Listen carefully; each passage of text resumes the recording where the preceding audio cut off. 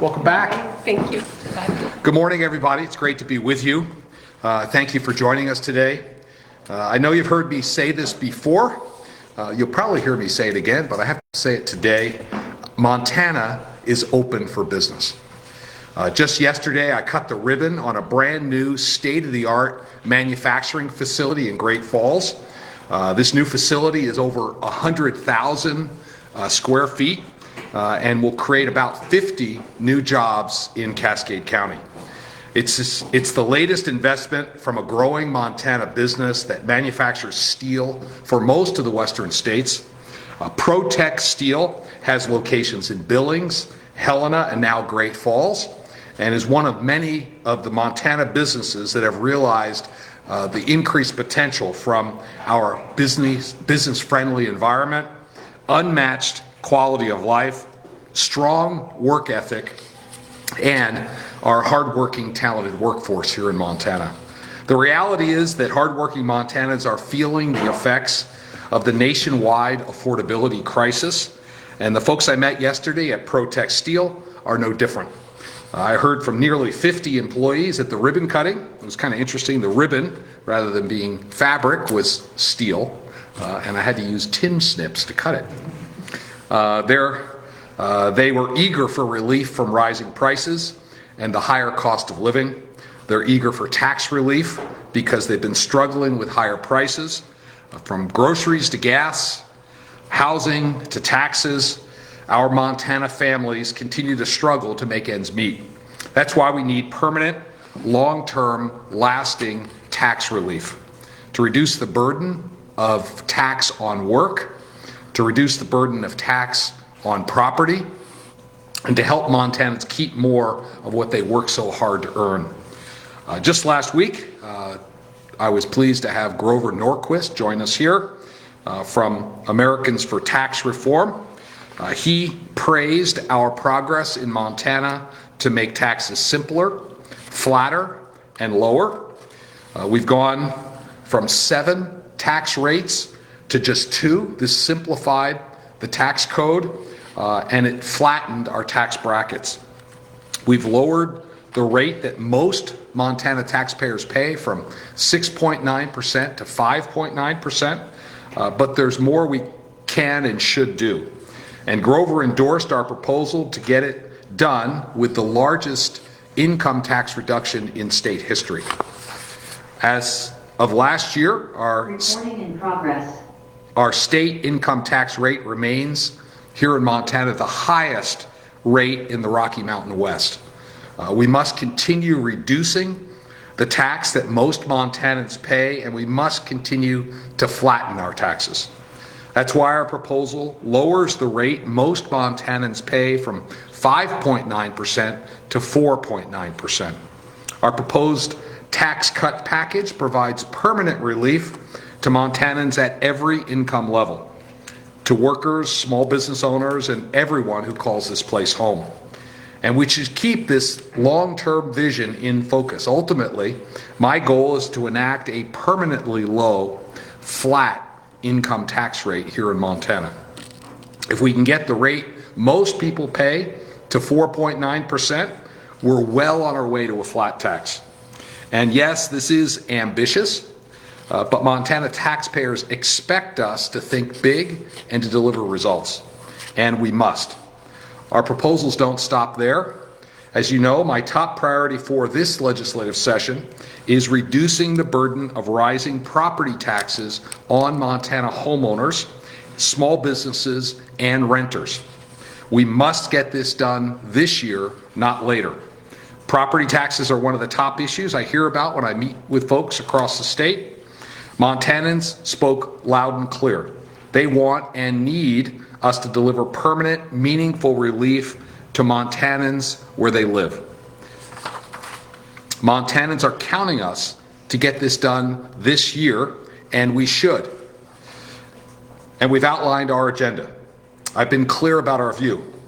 We shouldn't pay for a property tax cut for folks who, for example, live in California and happen to get here a couple times a year to ski. We shouldn't subsidize local spending with a state bailout using our general fund and Montana's income taxes to offset property taxes. Last week, Grover Norquist likened using other sources of state revenue to backfill county spending as a tapeworm. A tapeworm. I don't think we should be ingesting a tapeworm. We should be in the business of doubling down on our successful pro-jobs, pro-family policies. We should be in the business of ensuring Montanans keep more of what they work so hard to earn. And we should be in the business of helping Montanans recover from the Biden's nationwide affordability crisis. Montanans, like the folks I met with at ProTech yesterday, are counting on us. And when I spoke with them, I heard a new argument about property tax relief.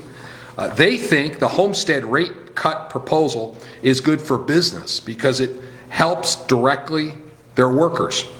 Businesses like ProTech can't do what they do without reliable, trained, hardworking employees.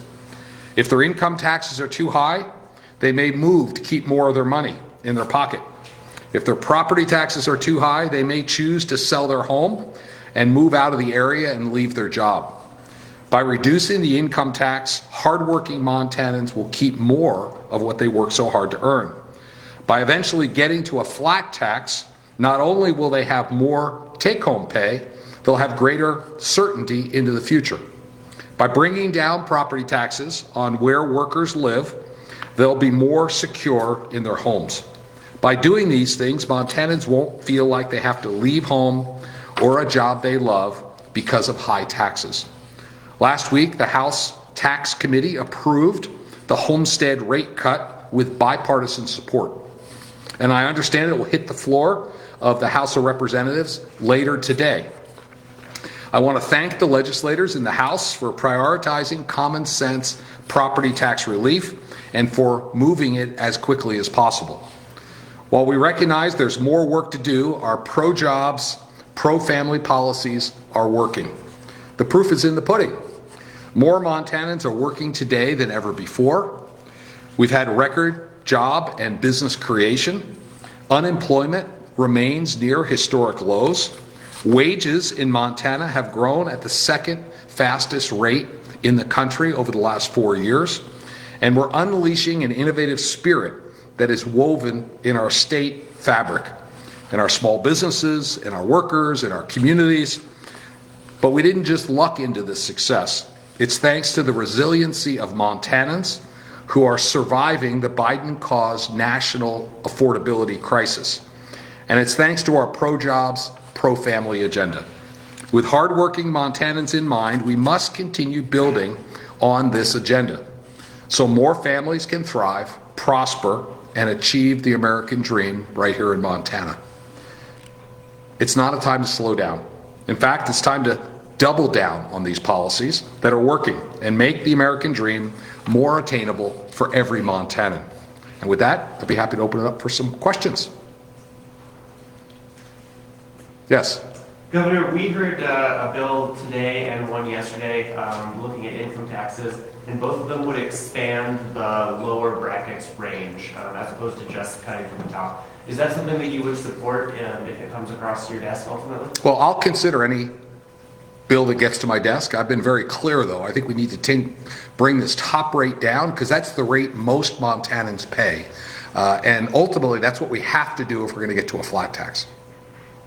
Just to follow up on that, so that those bills, a couple of conversions, they would raise the threshold so more Montanans end up paying the lower income tax rate. Opponents for those argued that that would be a way to focus tax relief more on middle income taxpayers instead of high income taxpayers. They said that'd be fair. What do you think of that argument? Well, we put our proposal forward. We propose bringing the top rate down and expanding the earned income tax credit. We haven't done the full analysis on those other proposals, but ours is, we believe, the only one that reduces taxes for Montanans at every income level. It's a combination of the earned income tax credit and lowering the top rate. But ultimately, there's different routes to get to a flat tax at a lower rate, and we'll consider those other bills if they get to my desk. Why do you think it's better to lower taxes for Montanans at every income level as opposed to focusing relief on middle income taxpayers? Well, our earned, under the current tax structure. Once you get to $20,000 a year in income, which is virtually everybody who's working full-time, you're at that top bracket. So by lowering the top bracket, you're lowering the rate for almost every Montanan. Combine that with the earned income tax credit, which is particularly targeted at the low-income folks, and we take care of everybody. But ultimately, we want to get to a flat tax that everybody pays the same rate. I guess, following up on Eric's question. I'm sorry you didn't join me in the field yesterday. I know, I can only make it out of the Capitol so many days. I'm going to get these legislators to hurry up. I am curious, this morning in the hearing for Senator Yakovich's bill, he talked about, yes, they want to help low income as well, but they don't feel like they need to cut the top earners in Montana. Why do you feel like that's still necessary in your proposal? Well, we have the highest income tax rate in the Rocky Mountain region. Even after the work we've done to bring it from 6.9 to 5.9, we're one of two states that has the highest rate in the Rocky Mountain region, and it makes a difference. I heard it yesterday from the workers at Protect Steel. Anybody who makes more than $20,000 a year today in Montana is paying the highest income tax rate in the Rocky Mountain region, and we need to fix it. That's why bringing that top rate down is so important. Yes. On the property tax task force package of bills, yesterday or this week we heard some opposition from firefighters and police in particular on the sunsetted mills and the higher threshold to get them passed. Just wondering if you are fully supportive of everything that's coming out of that task force package, and if you have any thoughts on, kind of the public safety people coming in opposition to that. Yeah, so it's a really good question because clearly we have to fund law enforcement and emergency response, and it's done with property taxes at the local level. I had a chance to meet with the firefighters this week. We talked specifically about this issue, and we stand by our proposal, which would lower the rate that Montanans pay on their home. It would extend to small businesses and to landlords that rent on a long-term basis, and indirectly that way we take care of renters. There is some fear-mongering going on, and if a county commissioner says the first thing they're going to cut is emergency response services, we probably need a new county commissioner. This is a question of priorities at a local level. We've seen runaway spending. And it's not every county and every city that exhibits this bad behavior, but the reality is we've seen inflation over the last 20 years average 2% a year. Local spending growth has averaged over 6% a year. It's 3 times the rate of inflation. I think we should fully fund our emergency response and law enforcement services. But for any local municipal leader to say that's the first thing we're going to cut, they have their priorities wrong. Shaylee. I am curious about the inflation and then how local governments have increased. I wonder how population factors into that math and calculation. Yeah, we can get you the data. This was all presented in front of the Property Task Force. This was some of the inputs they took to look, and there's a bunch of proposals there. The homestead rate reduction is just one of the recommendations. There are other recommendations which will constrain local spending in a ways that's more fair. The current system we have, unfortunately, disadvantages our rural counties that don't have a lot of new growth, because the current law says local spending growth is limited to half the rate of inflation, but it excludes newly appraised property, which means Gallatin, Flathead, Missoula, where there's a lot of new growth, there's virtually no cap on new spending. And a community like, not to pick on anybody, but Petroleum County, where we don't have as much new construction, literally has to constrain their budget to half the rate of inflation, which isn't fair either. So I think we can do better and put some caps on local spending that are uniform across all the communities. Yes? In terms of that cap on local spending, one of the concerns I've heard from local government folks is that the way high growth areas, the proposal that's coming in would prevent them from adding the services they need to serve that new growth. Yeah. How are you thinking about that? Well, government's job is to provide these essential services. We need to listen to everybody at the table. We had a proposal last session that would have, that we had tentative, everyone's voice was incorporated. It ended up not making it to my desk. That was Senate Bill 511. There's a version of that bill making its way through this legislative session. I would encourage local officials to express their opinions. I think everyone's voice needs to be heard, but the people of Montana have spoken. Property taxes are too high, and what's driving that is local spending. We need to deal with that core issue. Do we have a question online? Not this time. Okay, they're quiet. Yes, I'm Simon. going to veer off taxes real quick, but I think we're going to hear bills about partisan judicial elections on both the floors coming up soon. I think the main distinction between the two proposals, and I think there's three, but it's just kind of shall versus may, requiring judicial candidates to pick party versus kind of allowing them to do so. I'm wondering if you're backing either one of those.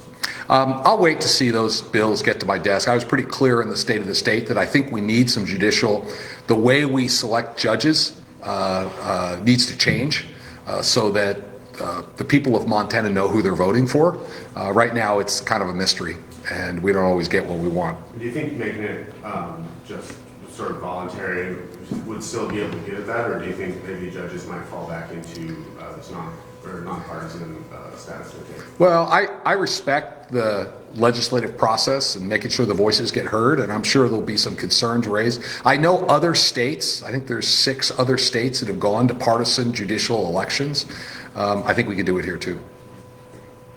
Shaylee. I have another kind of veer in topic. So we saw a bill yesterday, constitutionally defined personhood, which I realize would circumvent. Is that correct? It doesn't need your signature, constitutional proposal. I can't remember.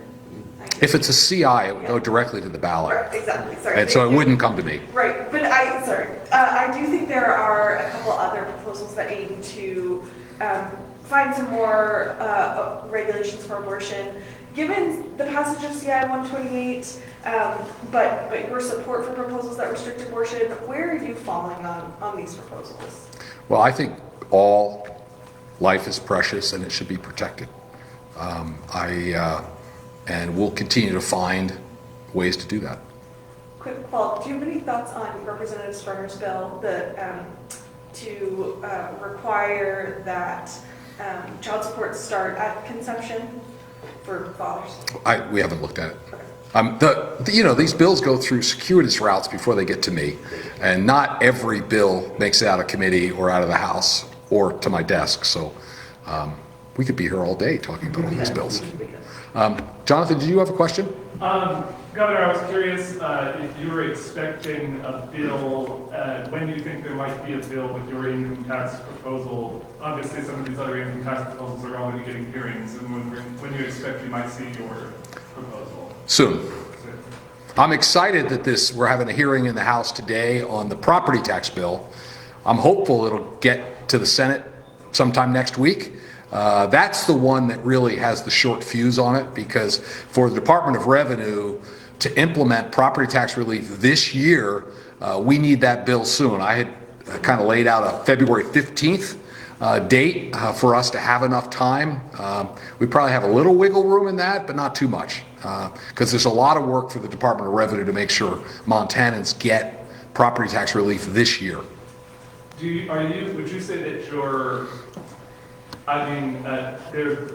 we're going to have 3 potentially income tax proposals floating out there, do you think that there's something that could be combined, maybe some of the ideas in each of them, or do you think that you're pretty wedded to the 4.9 that you're proposing? No, I'll give careful consideration to any bill that makes it to my desk.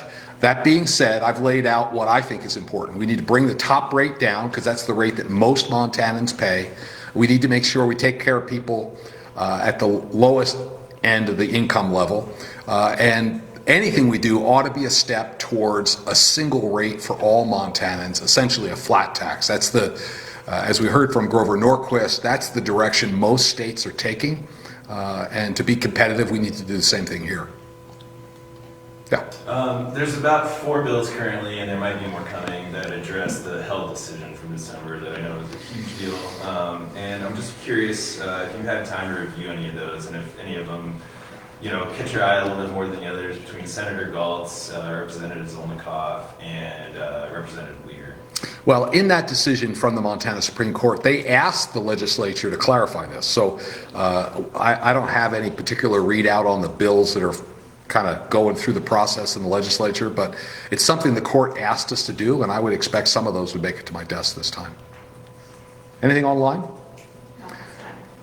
Okay, last question. One more quick question back to the property taxes. I know one of the provisions of the property tax proposal is a cut for folks with long-term rentals. In order for that to affect renters, I feel like there needs to be a certain amount of goodwill among those rental owners to pass that along. Do you feel like that's something we can expect, or how do you hope to address that to make sure those get passed on to rentals? Well, certainly, if we raise property taxes for landlords, the renters are going to feel it. If we lower it, it makes it a more competitive marketplace. You could arbitrarily, if you were a landlord and you stuck an arbitrarily high rent on an apartment, it might stay vacant. So I think the market forces will help us there. But certainly if we leave their property taxes high, that's not going to benefit renters. Good. Thank you, everybody. Thank you.